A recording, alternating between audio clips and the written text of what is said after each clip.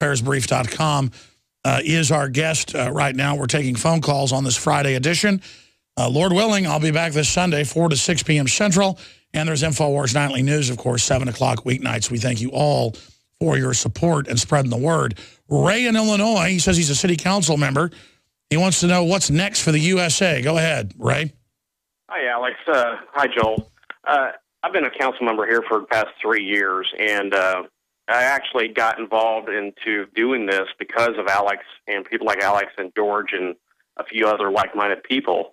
And I want to say thank you for getting me involved, and I just hope that other people will get off the couch and instead of just complaining about what's going on, get involved some way or somehow. But, Joel, my question is, you talked about the timetable. What would happen, how significantly would that timetable go forward if an EMP pulse or a solar flare would hit North America like they've been talking about and wiping out our grid and our defenses going down? Would China and Russia say, hey, let's do it now instead of waiting, or what do you think about that? Well, you know, that's a scenario that's been prognosticated by several people. Here's why I don't believe that an EMP will ever strike separate from an actual physical nuclear strike. One thing an EMP doesn't do, and let me just tell you about the technology of an EMP. The latest data from the U.S. government and others is that it takes about 6 high-altitude nuclear weapons to blanket the whole U.S. to take down the whole grid in a very serious way, not just one. And so there's been a lot of hype about Iran sending a whole fleet of ships over towards our coast and that they're going to launch a missile off that.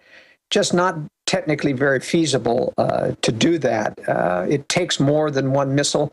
And even if it did happen, an EMP strike doesn't take out the military because it's been hardened. And so the military would know where it came from. They'd be able to retaliate so it doesn't achieve the purposes of either Russia and China or even a rogue state, you know, as if Iran would do that, which I don't believe they would. And so... Sure, if they're going to do that, just smuggle a nuke into Manhattan and detonate it. That's right. I mean, if you want to just make a show and get your country retaliated against, I mean, if you want to do something suicidal, there are easier ways to do that than to try to do it with a missile on a ship coming into. But I just don't think that's going to happen. It really is more technical than people think to throw a high-altitude nuclear weapon up there, and it's got to be... Well, in the 60s, the Pentagon detonated big hydrogen bombs in the atmosphere, and it did knock out power, but they found it was sporadic through the atmosphere. That's right. It is sporadic. It takes about 6 to blanket the whole U.S., and even then, as I say, it doesn't take down the military because they're hardened. Now, a sun EMP could actually hit the whole country, the equivalent of big flare. Why is there so much military-industrial complex hype? We get hit by guests constantly wanting to come on about EMP.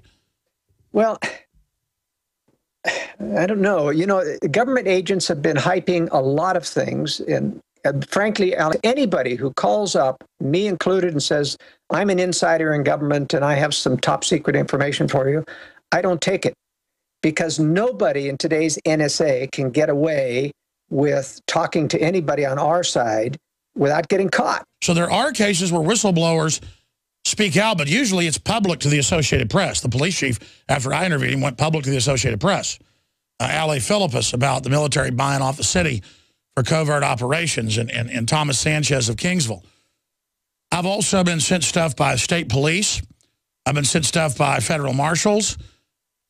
But it comes in unmarked mail, and then later I get a contact about it, and they get hopping mad.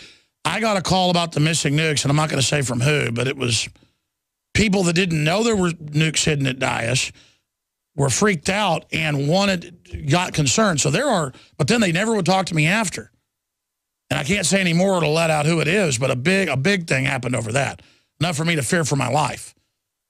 So I want to be clear, though. There are real whistleblowers, but somebody that constantly says, I'm a government agent, here, I'll give you this, I'll give you that, over the phone, over email, that's not real, because real stuff, it's when people are not going to be part of evil anymore, they blow the whistle like Snowden at great risk of themselves. Do you agree with what I just said, Joel? And they get out. That's right. There's no way to stay a whistleblower and not get caught when you're inside government. Well, I mean, I don't want to actually prohibit whistleblowers, but they found out who the state police guy was. And then we tried to fire him. He was senior. And I mean, I can say that because people know who it is on the inside. And then he was able to keep his job and basically get put on a desk for sending me that info. Right. By the way, before we go on, I want to congratulate you, Alex, on outlasting Piers Morgan. You're still here and he's gone. Well, not by any work of my own, but by God's good graces. But yeah, Piers Morgan, though, it shows the mindset of the globalists thinking that that would ever be popular. Well, Americans just don't like somebody looking down their nose at them and being disgusted with our Second Amendment rights. But see, there's a lot of good stuff happening. I see a lot of people wake, but like you said, it's either people are waking up or they're getting more into the darkness. I just don't know. It's going to get crazy. Yeah, there's a great division taking place within our society. And, you know, the one hopeful thing I want to say about my scenario about this war coming in World War III, the hidden blessing of that comes through any war, even though there's a great deal of horror and terror in war, is that a separation of society happens and the good become better and the worst become worse and a lot of them die. And what's the best thing, though, is that the Lord will drive people out of the major corrupt metropolitan areas. There won't be any jobs left to hold them there. And I think he'll inspire them to relocate to places where they'll have more liberty, and then we can reconstitute liberty on a more regional and local basis, even though I don't think we're ever going to win it back on the national scene because of the power of this secret combination of power that we're dealing with. Well, undoubtedly, they are animated by a spirit of evil and deception. Folks can get your fine book and the accompanying film that I produced